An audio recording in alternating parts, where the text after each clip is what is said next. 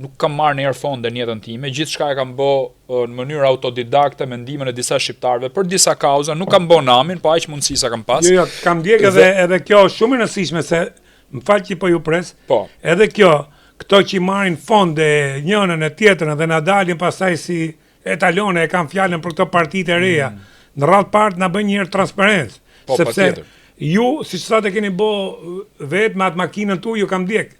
Me benzinën tuaj keni shku me një mund qytetarët e këte keni kriju, domethënë në modelin social keni kriju një simpati. Dhe ky do të jetë modeli.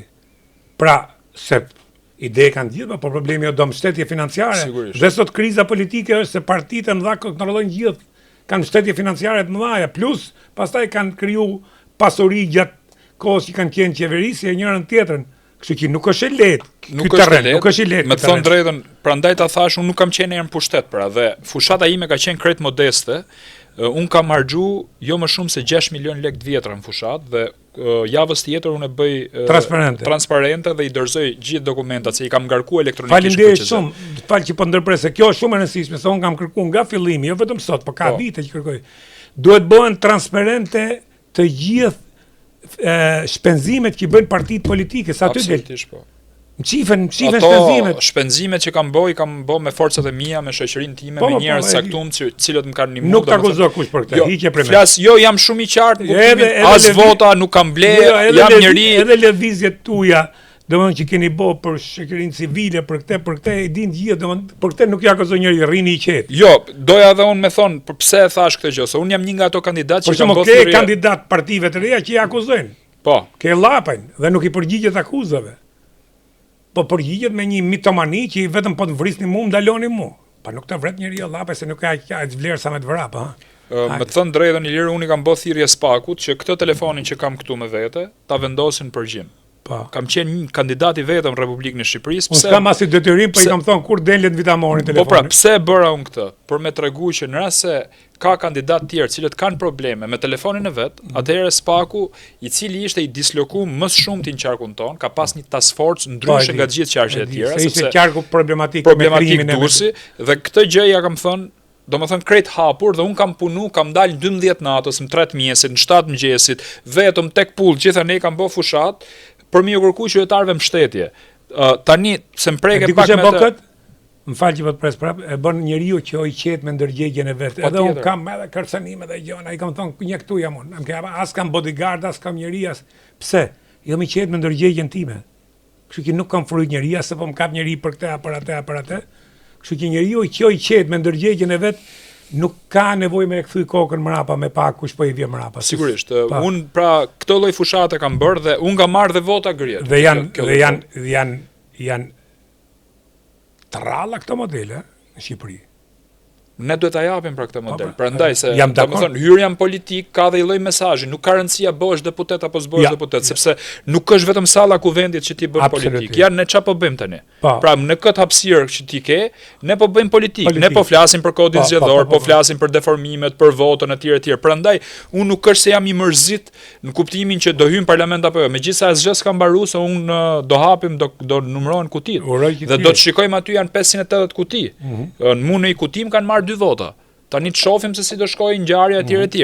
Unë jam shumë besim plot që vullnetin e qytetarëve do ta çoj deri në fund. Pse? Sepse kur i kam kërkuar votën lirë, më kanë bëj pyetje, "Ulon, do ta japim votën, po do na emrosh dot votën apo jo?" Unë i kam thënë po. Dhe mbrojtja votës pas ka shumë të panjohura përpara. Kështu që unë do të shkoj deri në fund kësaj betejë, sepse ndryshe mua nuk më japin më votë njerëzit. Sepse më thonë ta dham dhe ti nuk na e mbrojtë dot. Pra është një kontratë me qytetarin kjo gjë. Po të paktën kur ti të bësh luftën deri në fund për ta mbrojtur këtë votë, nuk je gjeni me emëroj sepse kjo është sistemi. Po patjetër, por ka një problem tek ajo që ngritet ti me shumë drejt. Ne folëm për një vend si Kruja, që është një qytet historik. Dhe është një qytet që i ka dhënë Shqipërisë. Ne në Fushkruj kemi Albanopolis, nga ku ne kemi marrë emrin Albania. Është një vend që njihet ndërkombëtarisht në të gjithë botën. Pra ka qenë kryeqyteti i Lirisë lashtë. Ptolemeu kur u mundu të bënte hartën e botës, si pikë referimi mori Albanopolis. Është 3 kilometra nga Fushkruja. Tani çka ka ndodhur me Fushkrujën dhe me Krujën? Janë qytete të cilat nuk kanë asnjë deputet, as nga PS-ja, as nga PD-ja. Po ky është kodi pra.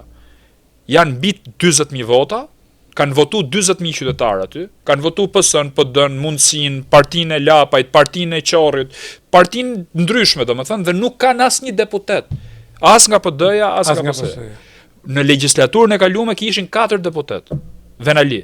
Kësaj radhe si pasojë e kodit dhe renditjes larg në listat hapura të kryetarëve të partive, e gjithë kjo zonë mbetet pa deputet. Pa nuk është ky një deformim si mund mos jem unë kundër kodit zgjedhor, ku ne kemi një deformim të tillë. Pra nga të gjitha forcat politike vjen kjo gjë, sepse normalisht njerëzit më afër kryetarit janë futur në listë mbyllur dhe njerëzit që nuk kanë qenë afër kryetarit qëllon mos të jenë as nga fushkruja as nga kryja. Ky është kodi më katastrofë, nuk e diskutoj këtë fare. Por ajo çka unë do të diskutoj, Alon, është që ju jeni antar i Këshillit Kombëtar. Po. Dhe kur i diskutu për këtë kohë, dhe shkurt bën marrëveshje pikërisht, që mund ta kundërshtojshin. Rama mund të kishte numrat dhe mund ta aprovojte. Por këto ran dakord për këtë kohë. A pat një debat mrena Partisë Demokratike? A pat një, me i thonë, domethënë se edhe mos ta kem, edhe mos jetë perceptimi imi, është fakti që jo vetëm Partinë Demokratike, kudo partitë tonë edhe ato partitë e vogla që s'kanë rëndësi fare, kryetarët nuk lejnë debat, nuk ka, se çfarë është partia foni funit? Është një bashkim vullnetar, ne sigurisht ti je kryetar, do dalim pastaj me një vendim, por amon do të diskutohet me partisë, se unë nuk jam ushtari joti, unë jam ushtari joti në kuptimin për të shërbyer partisë, por nuk vin partisë si ushtari Sali Berishës, apo i Edi Ramës, apo i Fatmir Mediut, apo një e para. E dyta, përse Partia Demokratike duhet diqte antarët e saj për të futur Fatmir Mediun, apo atë të grekëve, si e ka e Tomonjes? Dulen, apo dhe Partinë e Çamëve të Idrizit. Kur këto parti ne e dim shumë mirë që janë përdor për kanë kalu Ylberin sa herë ka qenë nevoja për të marrë poste, biles janë zgjedhur në këtë koalicion dhe kanë kalu pastaj me qeverinë për të marrë një nëndërtora, një zëvendësministra, një shkurt ta themi për të vjedh. Pra, në qoftë se ju që jeni poshtë, nuk i bëni presion atij që është nalt, sigurisht gjendja do të vinë në këtë situatë. Dy momente, se janë dy pyetje brenda. Çështja e parë është tek Këshilli Kombëtar. Unë personalisht kam qenë kundër marrëveshjes 2008-s edhe kam shpreh, kam qendrime publike për këtë. Po, e di jam i qartë. Kjo është e para. E dyta, për sa i përket Këshillit Kombëtar, unë si gazetar, tek ai emisioni që bëja unë, sado modest ishte, kam bë mbi 10 emisione kundër kodit zgjedhor që u vendos me dakordsi. Të ta them me sinqeritet dhe kam kryetar të partive të vogla, të cilët kanë qenë më të prekura dhe kanë çudhën kushtetuese, domethënë kodin zgjedhor. Ky ka qenë momenti. Unë kam mbajtur qendrimet e mia gjithmonë aty. Unë ushtar rreshti nuk jam.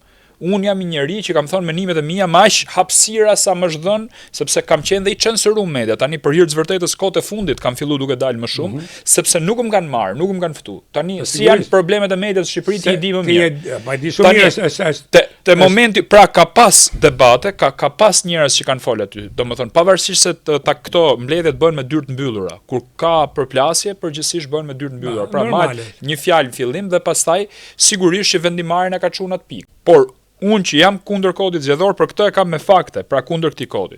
Në raport me koalicionin, unë gjykoj që Partia Demokratike duhet të rishikojë marrëdhëniet me partitë aleate. Për mendimin tim kanë marrë shumë këto zgjedhje. Po,